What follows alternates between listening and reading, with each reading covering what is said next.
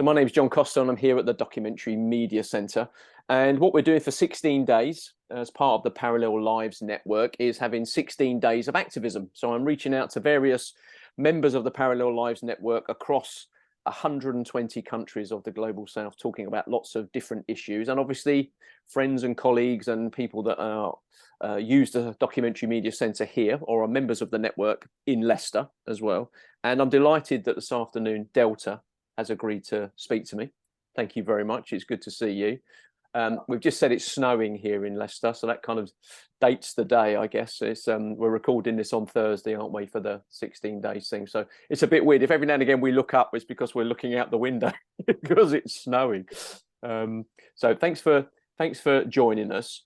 Now, I want to talk to you a little bit about trans activism because I said, I think there's a lot of people that are willing to engage in the conversation about trans issues and trans rights and things like that, but it tends to be dominated almost like by popular culture, either sort of Dave Chappelle as a comedian or J.K. Rowling as a kind of a famous person.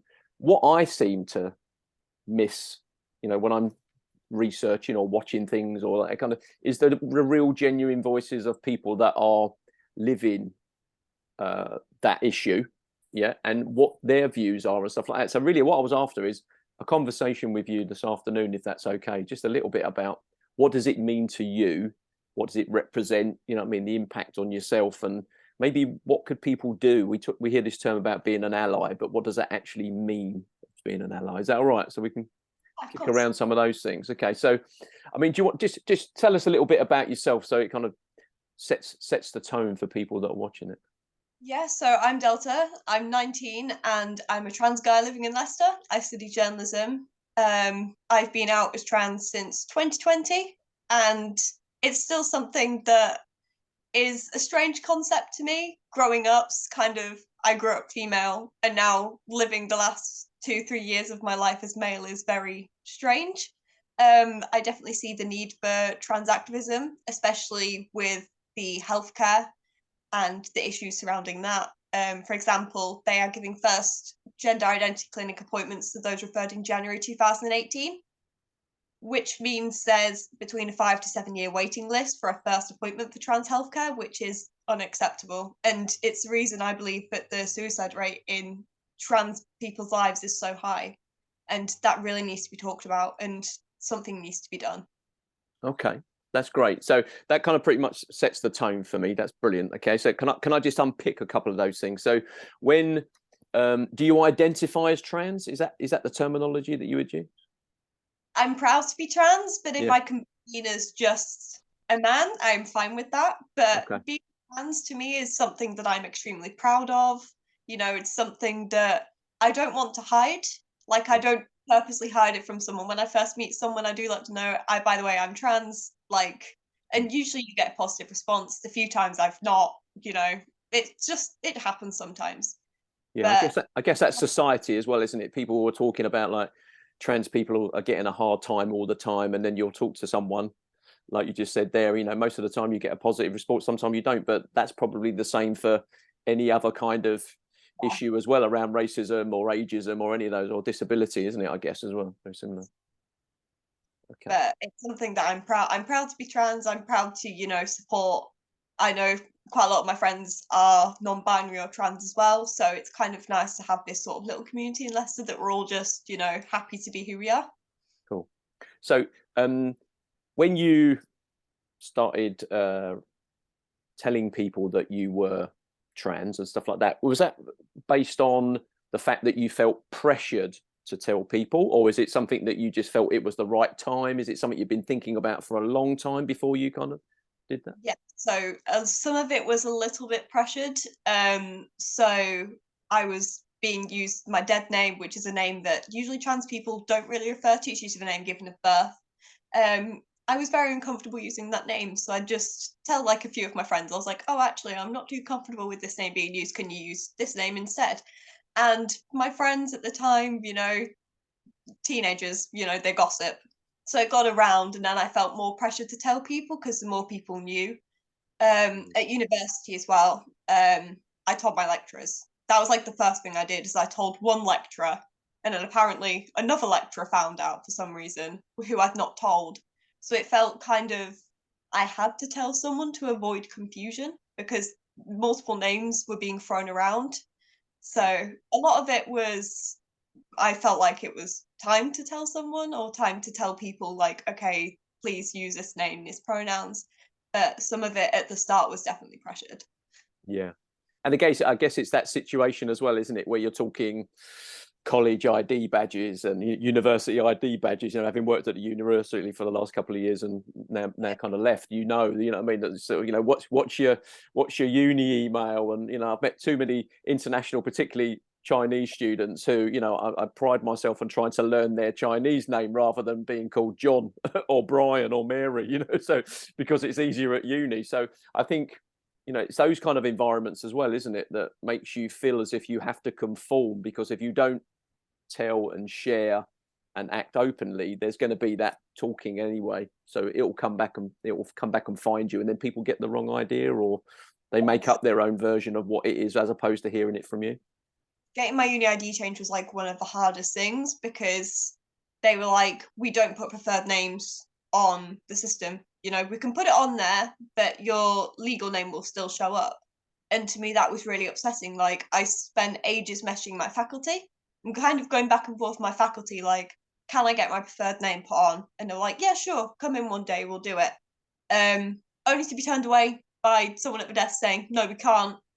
So at this point, I was quite determined, and I was like, "What do I need?" So I researched getting a deed poll done. Um, I, a deed poll is literally just a piece of paper, but to me, it signifies something a lot more, and it's needed for everything. I was quite surprised how much, legality goes into, changing your name. I mean, my bank and things are still in my old name, purely because my bank is such a pain with getting things done. You've got to have an appointment, which is like 6 months later. And but the university, once I got my deed poll, things were kind of smooth. My lecturers are fine with my name. It's pronouns they struggle with a little bit, which I understand. But it would be nice if, more was definitely focused with like lecturers and LGBT like education, like in teacher training, because I know there's a few people who are in my class are trans, and pronouns end up getting messed up.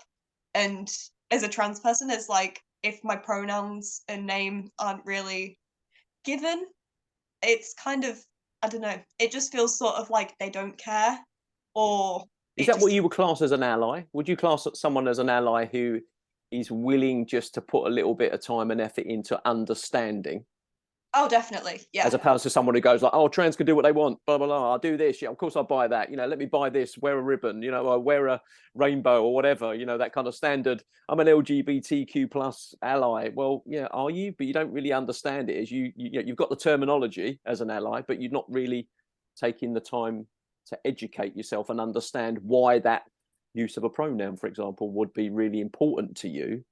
Yeah, I'm just thinking of mental health and well-being. You know, to have your D poll, but then have your badge differently, and your bank won't do this, and passports and driving licenses and all these sorts of things. They're all sort of minor things, I guess, for someone who feels as if they're okay. But when you're struggling, or you're waiting for appointments, or all these sorts of things, they're all little building blocks, aren't they, towards what you were saying about suicide rates and stuff.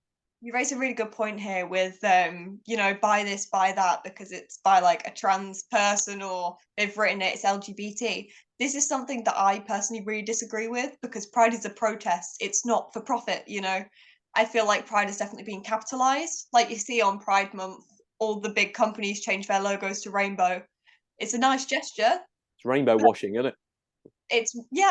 it's literally washing it. And they do things for LGBT. Like the funniest one I think I saw was the BBC putting a rainbow flag up in their offices. And to me, I found that hilarious, knowing that they've left Stonewall, which is the LGBT foundation for basically protecting LGBT people while they work, and the BBC left that. So it felt almost ironic in a way.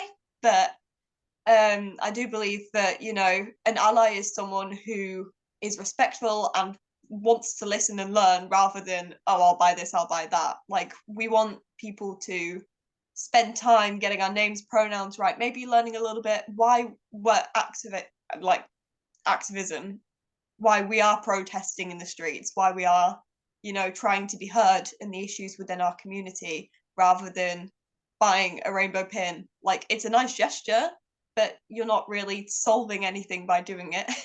Yeah, you're not really learning anything. For me, it's very much you're not educating yourself as an individual. Yeah, and then no, it's an ally is someone who, it's not about defending someone. It's just being able to turn around and say, why are you saying that about those people? I've educated myself. It's like saying to someone, I'm not racist because I've got black friends.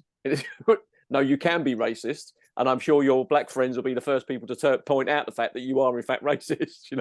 And they've just got to the point that to get on with you, they kind of deal with it. And I've had lots of conversations with people from different cultures about that as well. And I think it's that you've got to understand before you can ally and then defend, or just advocate for inclusion and everybody being able to live their life the way they want. And why is that a barrier to employment? Why is that a barrier to education? Why, and as you said at the beginning, why is that a barrier to healthcare in its broadest sense, which is about making sure that you're okay?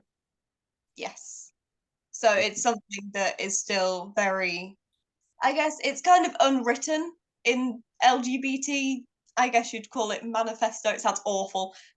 Probably not the best use of words, but we just want people to understand, listen to our stories, listen to why we are, protesting, rather than, it's good if people do their own research as well. Like, I'm not saying, oh, you have to go talk to an LGBT person. This information is accessible to everyone online, and just a little bit of understanding could go like a long way. Yeah, we're not advocating for people to walk up to random people with rainbow pins on and tap them on the shoulder and ask them for a coffee. Because it might be just someone who's just bought the pin just because to make themselves feel better. You'll learn nothing anyway. Yeah. But no, it is a nice gesture. I think one that I saw recently was a story of a gay man who was beaten up in a nightclub. The police officer at the time had a rainbow sticker on his lanyard, and the person who was assaulted felt like he could talk to him, which is nice. This is why I like public services if they have that as sort of a gesture. But random people sort of walking around in the street, if it's at protest you see it the most. Like, you see people protesting and you're like, oh, what are you protesting for? And they're not quite sure. It's like sort of they follow the crowd sort of thing. You get drawn along with what it is. I mean, can I ask you a question? When you're having conversations, you were saying there's a few people in your university course, in your module, that identify as trans, or are trans, should I say?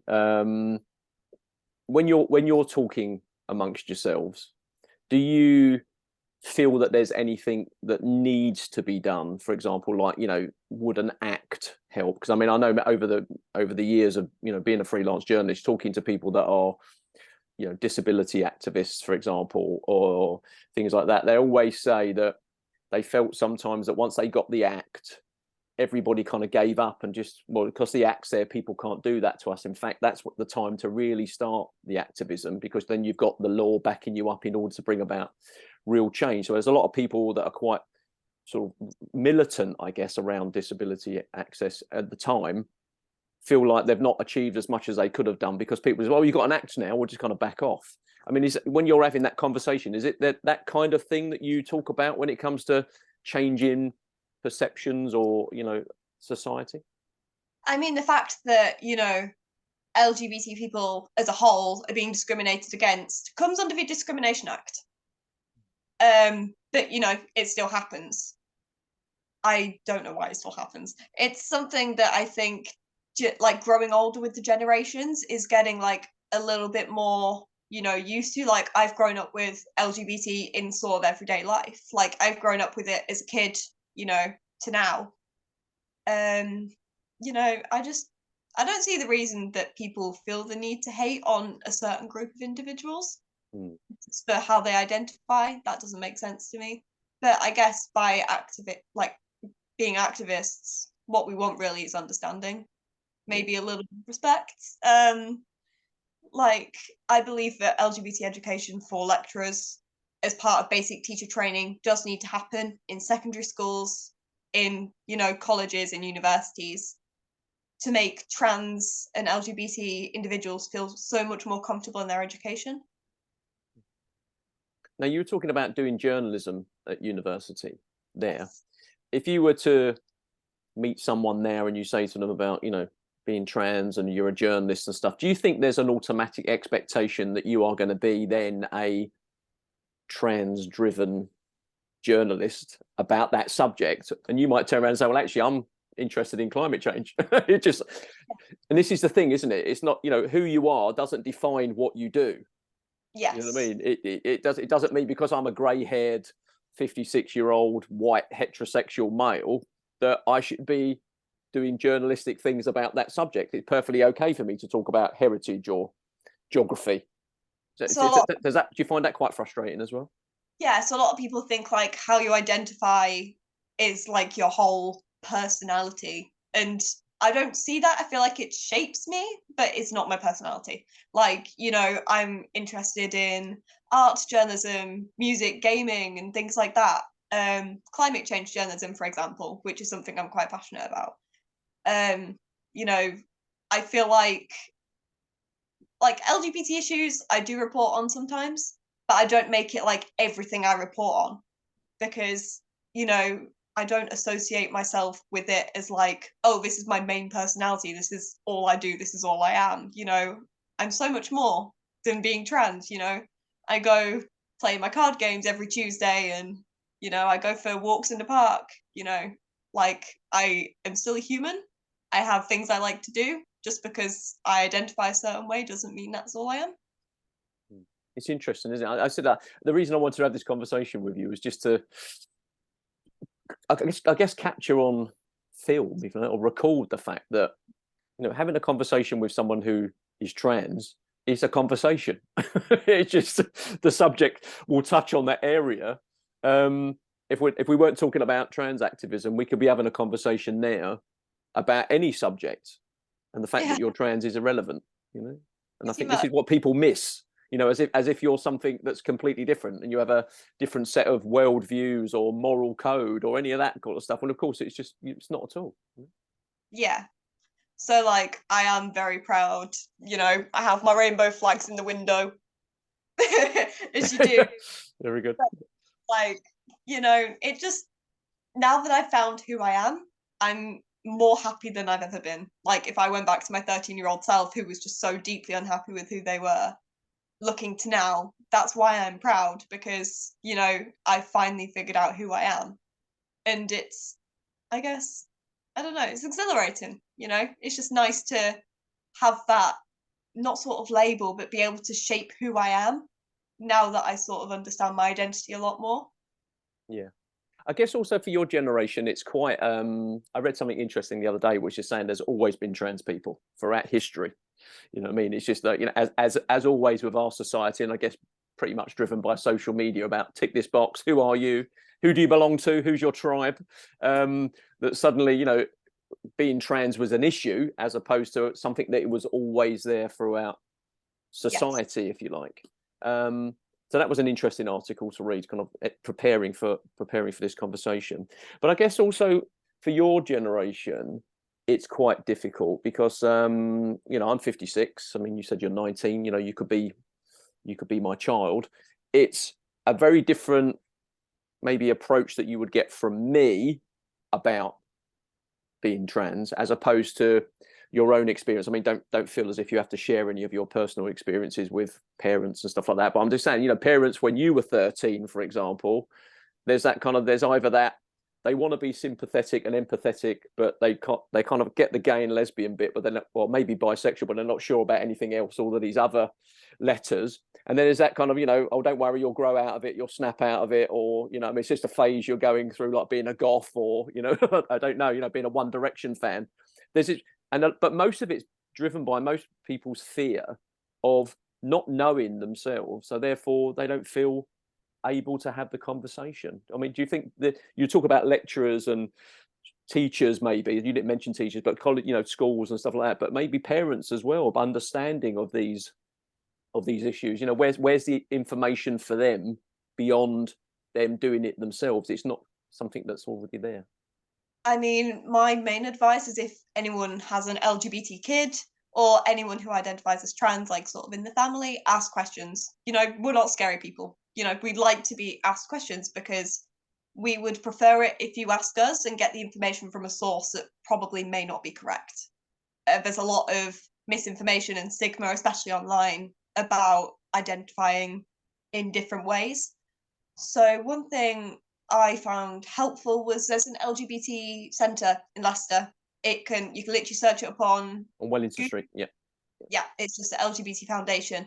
They have so many helpful resources. There's people they can go and talk to. They provide talking therapy for trans and LGBT individuals and even their parents, which is something that I believe is so helpful because, this little human that you've been raising for 18, 19 years, you suddenly don't know. And it can be really difficult for some parents to sort of grasp.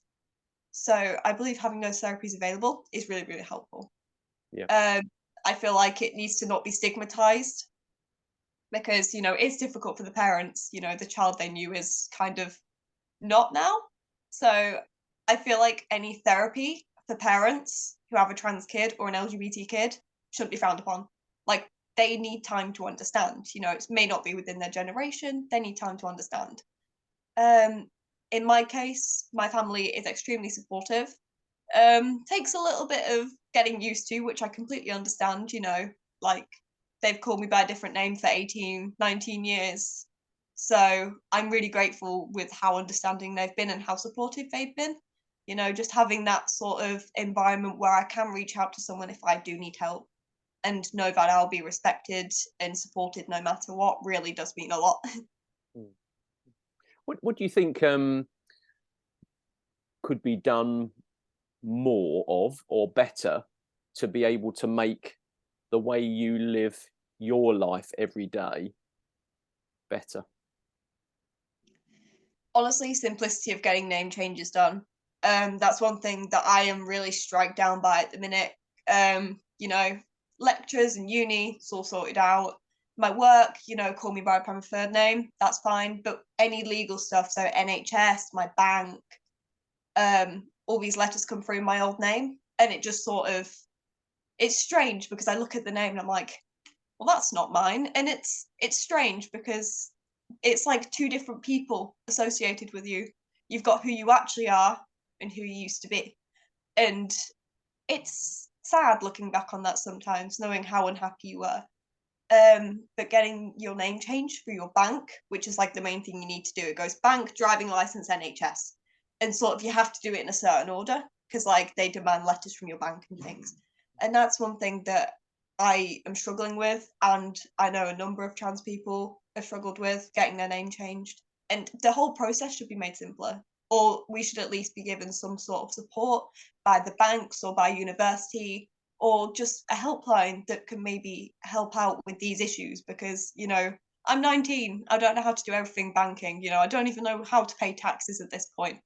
And for younger individuals, 16, 17, 18, who are starting this journey on their own, may not have supportive parents. They need an outlet for help. And that's something that's just not being provided. Yeah. I mean, one of the things that shocked me as well is how long it takes from an NHS perspective, like 7 to 10 years. Am I right? Am I kind of in the right ballpark of that? I mean, when you think about it, you're 19 now. In 10 years' time, you'll be 29. That's quite a big chunk of your life as an adult, if you like, from the kind of legal perspective. 18 years onwards, we'll leave it there.